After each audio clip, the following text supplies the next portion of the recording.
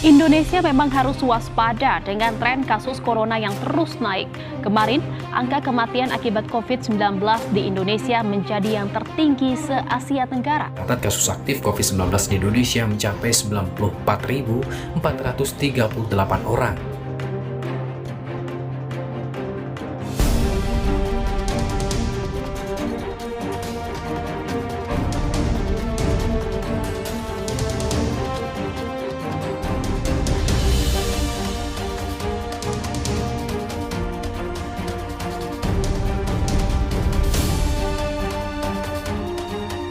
Dengan kondisi ini, saatnya kita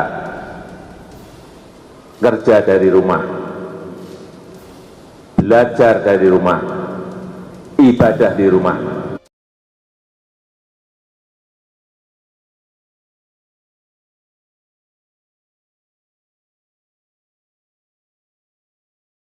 Saya Istifiana Kirana dengan NIM 2018-112058.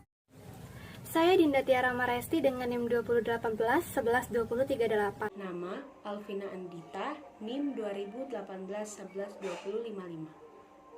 Saya Elin Antika dengan NIM 2018-112056. Saya Meli Anggraini dengan NIM 2018-112043. Nama Rumita, NIM 2018-112055.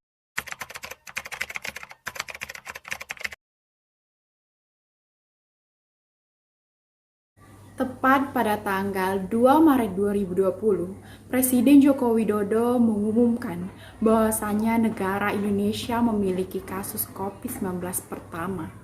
Dan pemerintah hingga kini telah banyak mengupayakan berbagai cara agar penyebaran virus ini tidak cepat menyebar. Salah satunya ialah dengan cara melakukan work from home atau WFH yang berarti semua pekerjaan dilakukan di rumah.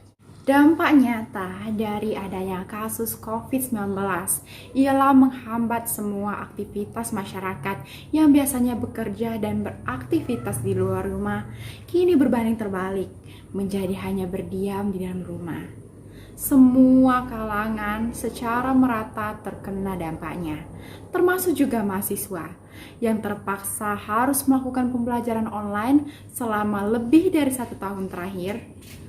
Kegiatan pembelajaran online ini sendiri telah resmi diumumkan dalam surat edaran yang dikeluarkan oleh Kemendikbud nomor 3 tahun 2020 tentang pencegahan COVID-19 dalam satuan pendidikan. Pembelajaran online atau pembelajaran daring yang sering dianggap menimbulkan pro dan kontra bagi mahasiswa. Memang ada hal positif yang dapat diambil dari adanya perkuliahan online ini, yaitu seperti mahasiswa yang merantau. Mereka dapat dekat dan berkumpul kembali bersama keluarga karena perkuliahan yang dilakukan di rumah. Akan tetapi, ada juga sisi negatif dari dilakukannya perkuliahan daring ini, yaitu saat proses pembelajaran. Banyak sekali hambatan-hambatan yang membuat perkuliahan daring ini terganggu, seperti permasalahan yang sering dialami oleh mahasiswa saat dilakukannya perkuliahan daring, yaitu seperti kendala sinyal dan kuota internet yang terbatas, membuat perkuliahan daring ini berjalan tidak optimal. Tetapi, terlepas dari semua itu, selama masa pandemi dan perkuliahan yang dilakukan secara daring ini, ada beberapa peran dan fungsi mahasiswa yang bisa diterapkan dan diamalkan selama pandemi. Mungkin, keadaan memaksakan mahasiswa untuk berdiam diri di rumah, tetapi itu bukan berarti membuat mahasiswa menjadi malas dan pasif dalam mengikuti segala kegiatan sosial. Hal ini justru bisa dimanfaatkan oleh mahasiswa kita sebagai peluang.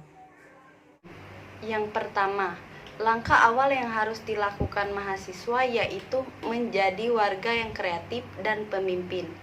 Mahasiswa berkesempatan melakukan pencegahan virus, dimulai dari diri sendiri, keluarga, kemudian lingkungan sekitar.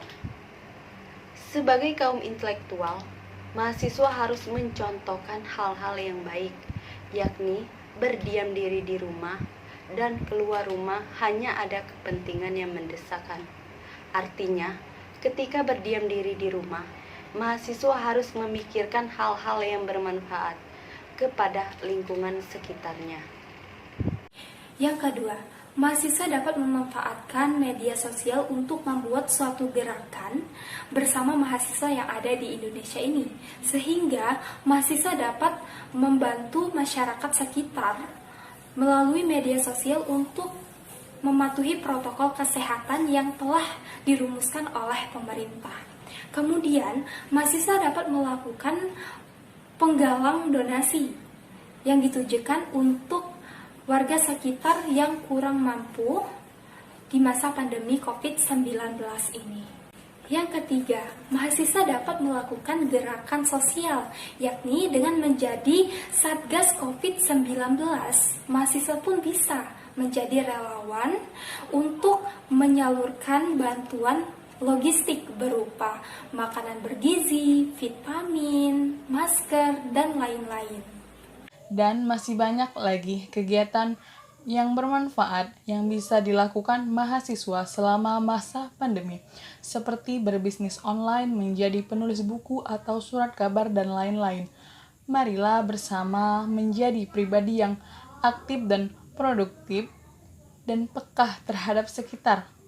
Bersama kita memerangi corona sekaligus tetap dapat ikut serta dalam memajukan dan mencerdaskan kehidupan bangsa dengan selalu mengikuti pesan Ibu. Menerapkan 3M, yaitu memakai masker, mencuci tangan, dan menjaga jarak. Assalamualaikum warahmatullahi wabarakatuh.